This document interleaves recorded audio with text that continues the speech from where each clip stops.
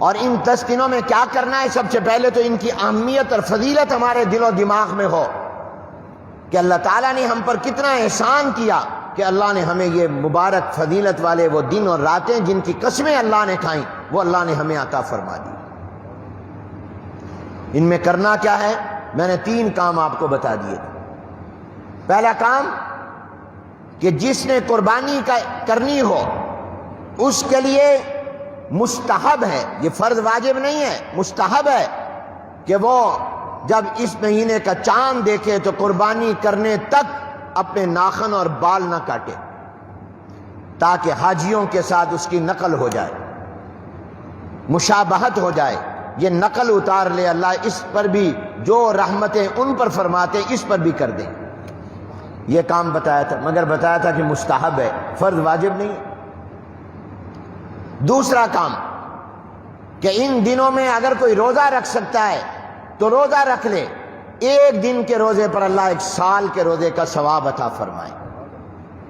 اور تیسرا عمل کہ ان راتوں میں عبادت کر لو، پوری رات نہیں صحیح تو تھوڑا بہت حصہ ہی کر لو، کیونکہ اس ایک رات کی عبادت یہ شب قدر کی عبادت کے ثواب کے برابر ہے۔ اور اگر کوئی 10 راتیں کر لے تو گویا اس نے 10 شب قدر پالی، اور ایک شب قدر کا ثواب 1000 مہینے سے بھی زیادہ ہے۔ زیادہ کتنا ہے یہ کچھ پتہ نہیں، خیر من 1000 شہر، اور خیر اس کی کوئی حد نہیں، یہ اللہ کو معلوم۔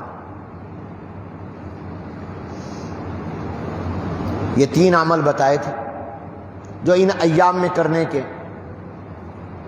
چوتھا عمل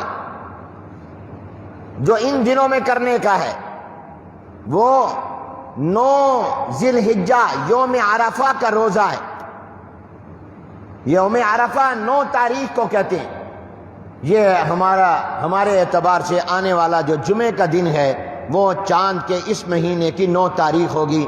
اور رحمت عالم حضور اکرم صلی اللہ علیہ وسلم نے ارشاد فرمایا کہ عرفہ کے دن اگر کوئی روزہ رکھے گا اللہ تعالیٰ کی رحمت سے امید ہے کہ اللہ اس کے 2 سال کے گناہ معاف فرما دیں گے، ایک جو گزر گیا، ایک ایڈوانس جو آئے گا۔ ایک دن کے روزے پر 2 سال کے گناہ معاف ہو۔ اور اتفاق سے اس سال جو 9 تاریخ آ رہی ہے، عرفہ کا دن آ رہا ہے، وہ ہمارے پاکستان میں تو جمعے کا دن آ رہا ہے، تو دوہری فضیلت ہو گئی، ایک تو عرفہ کا دن ہوا اور دوسرا جمعے کا دن ہوا۔ یہ تو سعادت ہے، بار بار نہیں ملتی۔ مگر یاد رکھیے جو گناہ معاف ہوں گے وہ صغیرہ گناہ معاف ہوں گے، کبیرہ گناہ بغیر توبہ کے معاف نہیں ہوتے، وہ تو توبہ کوئی کرے گا تب معاف ہوں گے۔ اسی طرح حقوق العباد جب تک کہ صاحب حق کو ادا نہیں کر دے گا کسی کا حق اور یا اس سے معاف نہیں کرا لے گا وہ معاف نہیں ہوں گے۔ کسی کا قرضہ دینا ہے، سوچے آنے والے جمعے کو روزہ رکھ لوں گا، قرضہ دینا نہیں ہے، قرضہ نہ دینے والا گناہ معاف ہو جائے گا، یہ نہیں معاف ہوگا، قرضہ دینا پڑے گا۔ حقوق العباد بغیر ادائیگی کے یا صاحب حق کی معافی کے معاف نہیں ہوتے۔ تو آنے والے جمعے کے دن کے روزے کی کوشش کریں، اللہ تعالیٰ یہ فضیلت ہمیں عطا فرمائے۔ اور یوم عرفہ سے ہی ایک اور کام شروع ہوگا، اور وہ ہوگا تکبیر تشریق کا، کہ 9 تاریخ یعنی آنے والے جمعے کے دن نماز فجر کے بعد سے چاند کی 13ویں تاریخ کی نماز عصر تک ہر نماز کے بعد 1 مرتبہ یہ تکبیر پڑھنا واجب ہے۔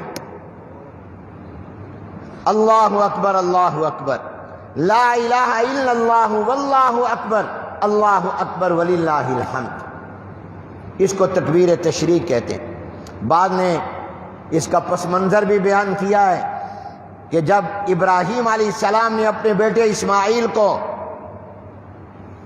علیہ السلام کو مینا کے میدان میں ذبح کرنے کے لیے حکم خداوندی کی تعمیل میں لٹایا ذبح کرنے کے لیے، اور جبرائیل السلام دمبا لے کر جنت سے روانہ ہوئے اور اللہ نے بھیجا، تو فوراً جبرائیل السلام نے جب یہ منظر دیکھا کہ خلیل اللہ اپنے بیٹے کو لٹا کر ذبح کرنے لگے ہیں، میرے پہنچنے تک ذبح ہی نہ کر دیں، تو بلند آواز سے وہاں سے کہا اللہ اکبر، اللہ اکبر۔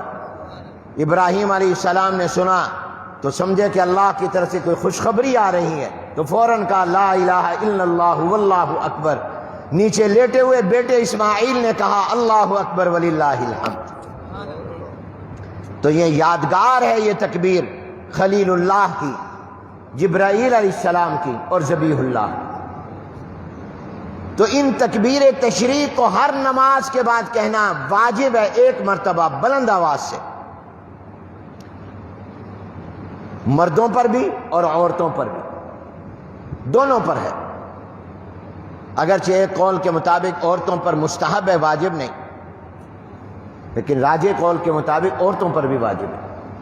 عورتیں بھی پڑھیں ہر نماز کے بعد، اور یہ ہوگا جمعے آنے والے جمعے کے دن فجر کی نماز سے، جمعے کے دن ہر نماز کے بعد، پھر ہفتے کے دن، پھر اتوار کے دن، اور پھر پیر کے دن، ہفتہ اتوار پیر 3 دن، پھر منگل کے دن۔ یہ طے منگل کی عصر کی نماز تک ہر نماز کے بعد یہ تکبیر ایک مرتبہ باواد بلند پڑھنا واجب ہے۔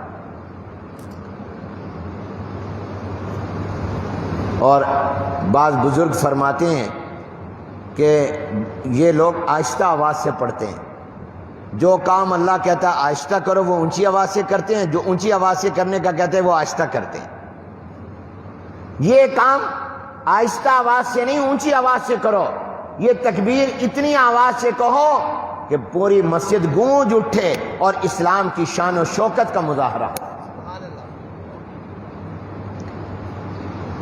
عورتیں آہستہ آواز سے کہیں۔ اب عام طور پر مرد جو ہوتے ہیں وہ مسجد میں اگر نماز جماعت کے ساتھ پڑھتے ہیں، بھول بھی جائیں تو نمازیوں میں کسی نہ کسی کو تو یاد ہوتا ہی ہے، وہ پڑھتا ہے تو اس سے دوسروں کو بھی یاد آ جاتا ہے۔